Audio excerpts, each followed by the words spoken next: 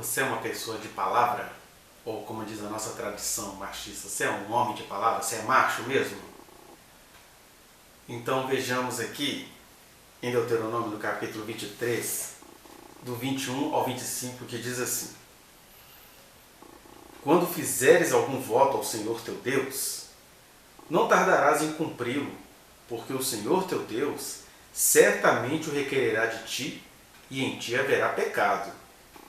Porém, abstendo-te de fazer o voto, não haverá pecado em ti. O que proferiram os teus lábios, isso guardarás e o farás. Porque votaste livremente ao Senhor teu Deus, o que falaste com a tua boca. Quando entrares na vinha do teu próximo, comerás uvas segundo o teu desejo, até te fartares, porém não as levarás no cesto. Quando entrares na seara do teu próximo, com as mãos arrancarás as espigas, porém na seara não meterás a foice. Começando pelos dois últimos versículos, a gente tem aqui primeiro um convite à não canalice, né? Aquele velho ditado, né? A gente oferece a mão à pessoa que é o braço. Aí Jesus fala, né? Deus falando aqui em Deuteronômio: olha, quando você for comer uva na casa do vizinho, na casa do teu amigo, pede a uva, mas não vai levar cestos para casa, não deixa de ser abusado. Ou quando você for comer espigas, comer algo que o teu próximo produziu, né, já está tendo a benevolência de te conceder aqueles favores de você se alimentar ali. Não vai passar a foice no que não é seu, no território alheio. Não vai fazer isso, deixa de ser abusado. É legal a gente fazer a ligação desses abusos de obras com a questão do voto, porque o voto aqui está nos chamando para o caráter, para a exatidão de caráter, para que a gente seja pessoas de palavras e obras, né?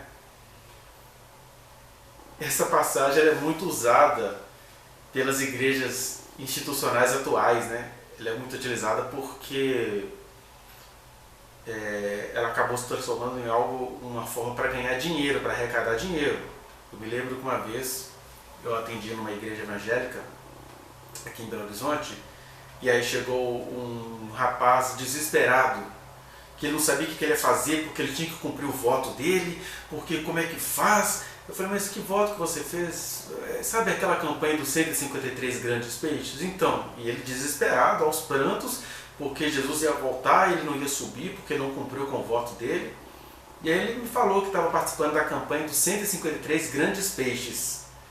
Eu falei com ele, olha, você conhece a história dos 153 grandes peixes? Aí ele contou, é questão da pesca, que Jesus mandou os discípulos jogar a rede, aí quando eles puxaram, vieram 153 grandes peixes.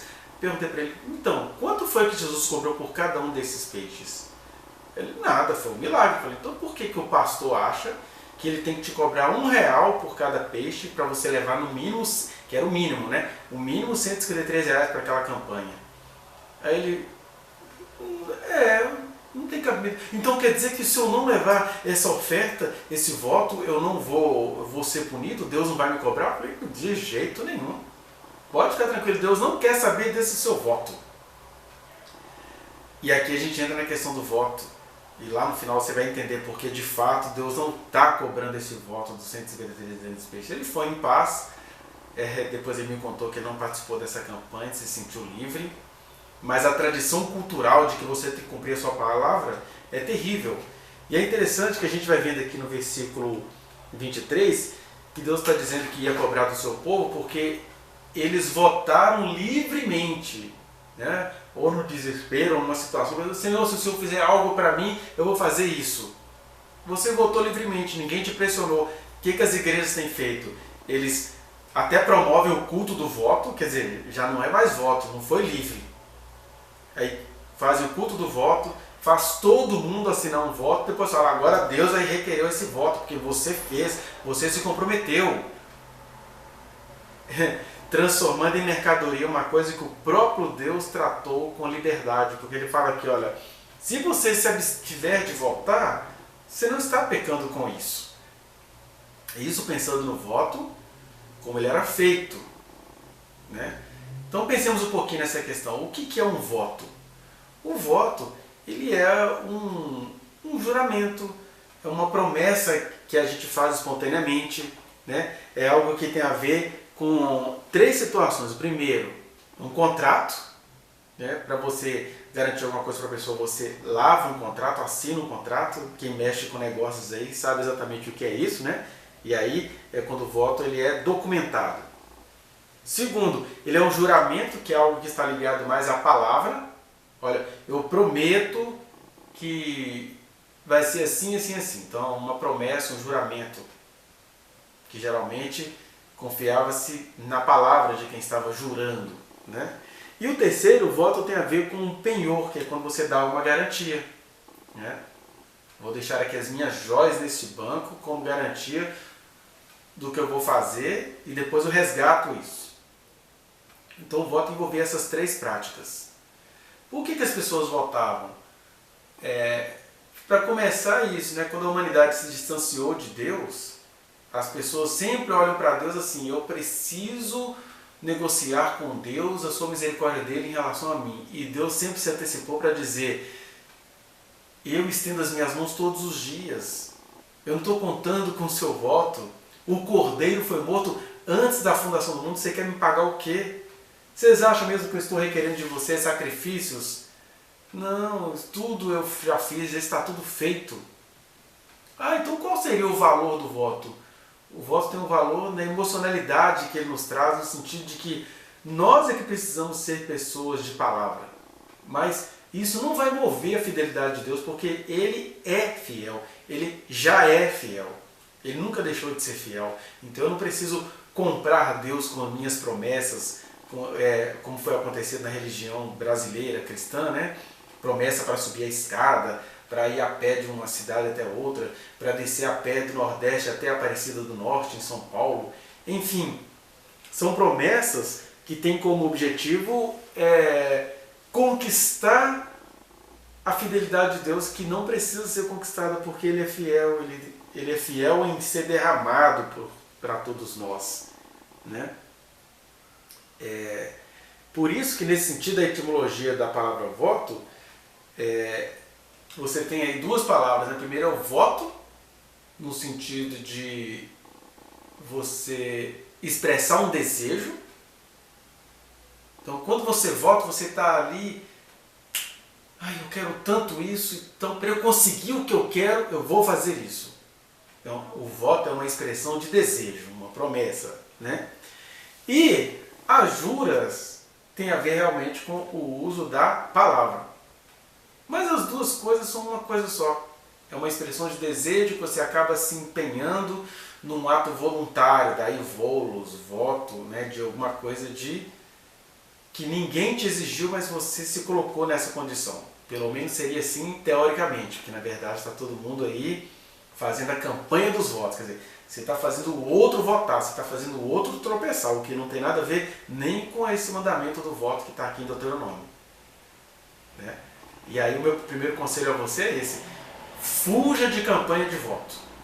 Voto tem que ter algo de voluntariedade. Ninguém te convocou e você fez, quando é para ser feito, né? Nós temos aqui alguns exemplos. Um voto ainda barganhento que foi o de Jacó lá em Betel, quando ele teve um sonho em Betel de que anjos subiam e desciam, e ele falou: olha, essa é a casa de Deus, se o Senhor me abençoar, eu vou te dar o dízimo de tudo que eu tenho. Então, ninguém falou em dízimo com Jacó. Ele, ao interpretar que aquele lugar seria chamado casa de Deus pelo sonho que ele teve, ele votou, porque ele fez um volos, ele voluntariamente falou: eu vou dar ao Senhor o dízimo de tudo que eu receber. E Deus recebeu aquele voto, e o Jacó o cumpriu. E isso é diferente de eu fazer a campanha das 7 quarta-feiras de Jacó, que aí eu estou fazendo as pessoas votarem algo que não saiu delas espontaneamente, como saiu de Jacó, né? Tem algo de barganha aí no que o Jacó fez, mas ainda tem algo de mais puro do que o que se é feito nas igrejas hoje. Um outro exemplo que a gente pode ver é o de Jefté, que é um voto totalmente pagão. Jefté se tornou juiz em Israel, e aí ele fez um voto ao Senhor: olha, Senhor, se o Senhor me der vitória contra os amonitas, A primeira pessoa com que eu me encontrar no caminho depois dessa vitória, eu a oferecerei a ti em sacrifício. Já começa aí. Quando é que Deus exigiu sacrifício? Ainda mais sacrifícios humanos, né?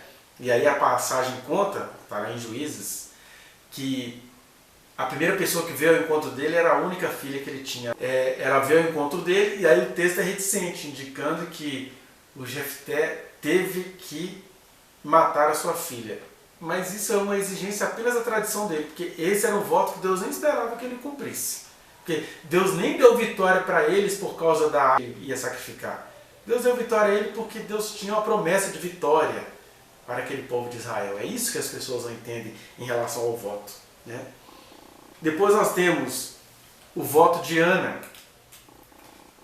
A Ana, mãe do profeta Samuel, que ela tinha ali uma infertilidade e de repente, no meio do seu desespero, daquela condição que ela vivia de ser debochada em relação a Penina, que era outra mulher do Eucana, naquela época tinha esses absurdos, um homem bígamo, né?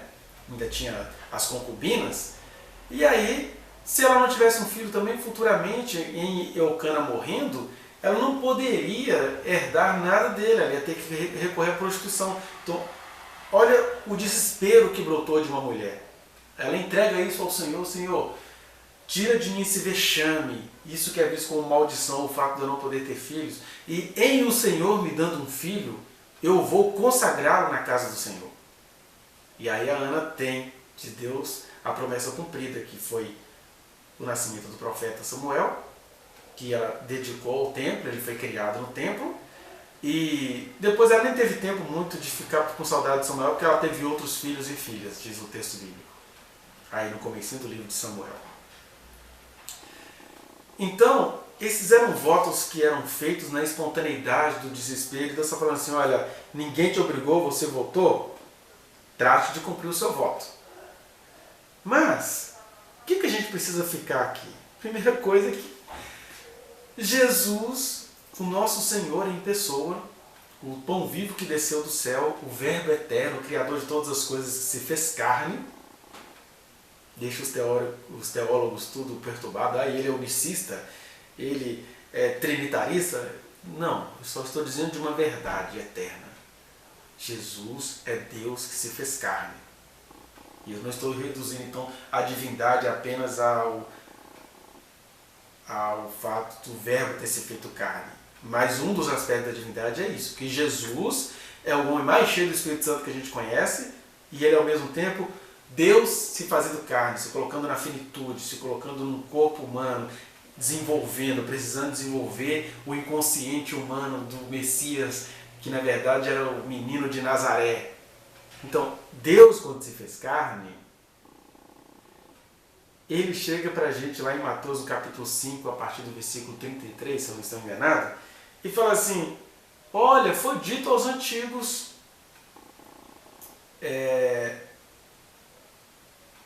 cumpra o seu juramento. E aí Jesus vai e fala assim: eu porém vos digo, não jureis, nem pelo céu, porque vocês acham que é a casa de Deus, nem pela terra, porque vocês acham que é o estrado dos seus pés, o tapete onde ele põe o pezinho dele, como se fosse, né? Mas queria ser assim. Nem por Jerusalém, por ser a cidade santa. Ou seja, não jurem por nada. Façam apenas uma coisinha. Seja a sua palavra sim, sim. E não, não. Ou seja, seja uma pessoa ética, seja uma pessoa de propósitos. Cumpra aquilo que você se propôs a cumprir. Ninguém te pediu. Seja humano, seja pleno nos seus empreendimentos. Seja pleno no que você propôs. O que disso passar vem do maligno. E aí nós temos duas maneiras então de não se cumprir os votos. A primeira é isso, é você já jurar com o propósito de fazer aquilo não dar certo lá na frente. É isso que vem do maligno, né? É prometer já sabendo que não vai cumprir. Aquela confusão que políticos fazem. Ele está dizendo mau caráter. Prometa com propósito sincero de cumprir. A outra maneira de você Burlar o voto é você forçar as outras pessoas gentilmente a votarem, é fazer os cultos dos votos, é você, assine aqui, irmão, essa campanha do voto, agora o irmão está comprometido, ele está dizendo, e isso também vem do maligno, porque o sim, sim, não, não tem que partir espontaneamente do ser, e não de algum líder pretensamente servo de Deus, representante da divindade, que está te fazendo votar, e isso também vem do maligno, porque se votar tem a ver com um ato espontâneo seu, votar no sentido de jurar, de prometer, apenas cumpra o que você falou, seja o que você pretende. Isso foi o que Jesus disse. Mas até para a gente compreender o que Jesus nos disse, a gente precisa compreender em que contexto ele disse isso. É interessante que Jesus, quando ele diz essa questão das juras, do juramento, do voto, lá em Mateus 5,33, ele está se referindo aos judeus, porque nós temos aí 3 evangelhos que contam a mesma história, chamados de sinópticos, né? Mas que quando você vai verificá-los de perto, eles fazem algumas diferenças, porque Marcos foi escrito para aquele cidadão apressado romano, Lucas foi escrito para aquela cultura grega que também nos atingiria, os gentios, né? E Mateus, que era o discípulo de Jesus, judeu, né? Tinha toda uma herança judaica, ele foi escrito para judeus que se convertiam, a gente poderia dizer assim, a princípio. Mesmo gregos que tinham essa cosmovisão judaica cristã, que é a que domina o Brasil, por exemplo. E aí ele fala, olha, nem Marcos fala sobre essa questão dos votos, quando eles vão reproduzir o Sermão do Monte, e nem Lucas, mas Mateus, como um bom judeu, ele fala, olha, vocês gostam de falar de voto? Então veremos o que Jesus falou sobre o voto. Aí ele vai e relembra isso, né? Isso aí é o que é mensagem, que é a palavra de Deus, considerando os contextos, e aqui no caso, o contexto vai dizer assim, ó, também ouvistes que foi dito aos antigos, não jurarás falso, mas cumprirás rigorosamente para com o Senhor os teus juramentos. E é interessante falar isso para um público a priori judeu, porque os outros povos, Deus liberou os povos dos votos. Agora os judeus eles têm muitos propósitos, igual a questão do sábado, a questão dos sacrifícios que eles acham que não vão voltar a sacrificar, e tinha também essa questão dos votos. Então, quando Jesus estava falando isso para a mente religiosa, ele estava com foco num povo que ainda via Deus com determinada barganha. Estou dizendo do porquê de Mateus ter se lembrado da questão do jurar falsamente. Né? E aí Jesus fala assim, entre o jurar corretamente e o jurar falsamente, a proposta é, não jure, apenas tenha a sua palavra. A gente precisa evitar a barganha de um lado. Deus não precisa dos nossos votos para ser Deus em nossa vida. A gente também precisa ser racionais, mesmo em meio ao nosso desespero. Por exemplo, Ana, ela não tinha os recursos psicológicos que qualquer mulher hoje tem. Senhor, eu tenho um desejo enorme de ter um filho. Eu não sei a que recorrer. Se o Senhor me der um filho, eu vou dedicá-lo à tua casa. Hoje em dia, nenhuma mulher de bom senso faria esse voto. E aqui eu não estou ridicularizando Ana, estou chamando a atenção de uma pessoa que, tendo o conhecimento psicológico que temos, recorre ao voto de Ana. Nem Deus quer mais esse voto. Então a gente precisa ser racional e a gente precisa também usar o voto mais como disciplina do que como barganha com Deus. Né? Eu posso votar, por exemplo, eu gostaria de ler um livro da Palavra de Deus em 15 dias. Então, todos os dias eu fazia isso. Então, que eu cumpra esse voto, ninguém me pediu. Né? Que os nazireus, por exemplo, como Sansão, que ele, antes dele nascer, aí foi Deus quem colocou essa condição. Falou, nunca se passará navalha sobre a sua cabeleira. Aí foi Deus quem colocou, ele tinha que cumprir esse voto. Mas geralmente o nazireado era por tempo determinado. Temos votos circunstanciais, por exemplo, Paulo, para ser aceito pela comunidade judaica que tinha ali no Império Romano, um dia ele fez voto, eles que estavam com eles rasparam a cabeça, mas ele não se sequestrou àquele voto. Então, o voto, a volatilidade tem de se adequar às situações, desde que isso não envolva você estar barganhando com Deus. A gente, no caso, tem que às vezes barganhar com o próximo. Com Deus, não. Deus não precisa do seu voto, não. Né? Deus só precisa da sua fidelidade. O que é isso? Você disse sim. Diga sim pretendendo que seja sim.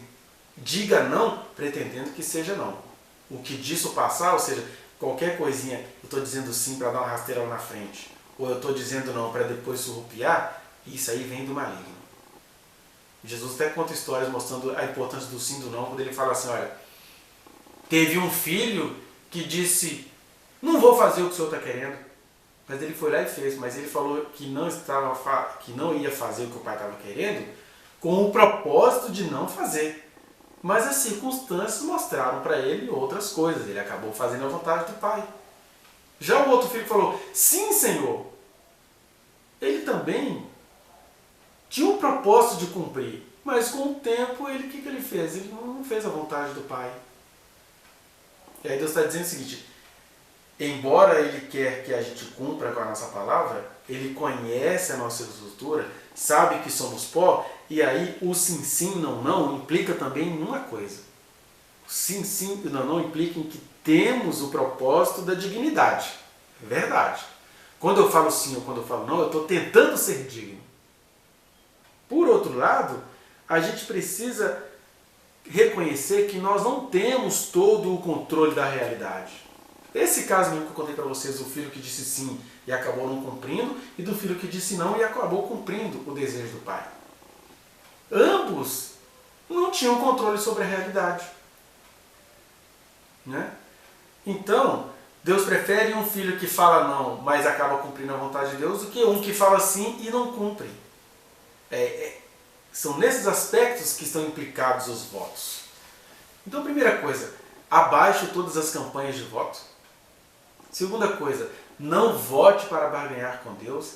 Terceira coisa, o seu sim, sim e o seu não, não tem de estar condicionado em duas coisas. Primeiro, você precisa falar sim ou não pretendendo a fidelidade.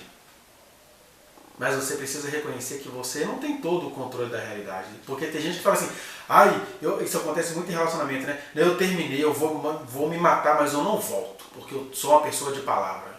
Ué, cada caso é um caso, cada situação é uma situação. Cada enxergar-se é um enxergar-se.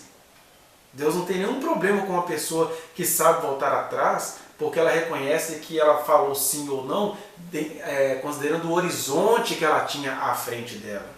E que uma vez ela descobrindo que o horizonte não era aquilo, que tinha mais situações, ela tem todo o direito de mudar. Eu falo isso porque a gente coloca muito esses rigores em relação ao casamento. A gente transformou as juras de casamento, por exemplo, numa coisa imperdoável, né? Aliás, todo mundo que já está entendendo o que eu estou dizendo aqui vai concordar com Jesus, que aquelas juras de cerimônia de casamento, elas podem até ter um propósito. Olha, eu amo essa pessoa, eu quero viver a minha vida inteira com ela. Só que essas juras deveriam vir dentro de uma outra questão que Jesus falou, olha, não jureis. Então, eu até recomendaria aos casais que vão se casar, que falam assim, olha, eu não vou aqui fazer juras de amor para você, o que eu vou fazer é um voto de que tudo isso dê certo em Cristo Jesus, mas reconhecendo que nós não temos o total controle da realidade. Eu quero ficar o tempo todo com você, mas a vida não nos pertence para eu fazer uma promessa dessa. A vida é um mistério, o casamento é um mistério.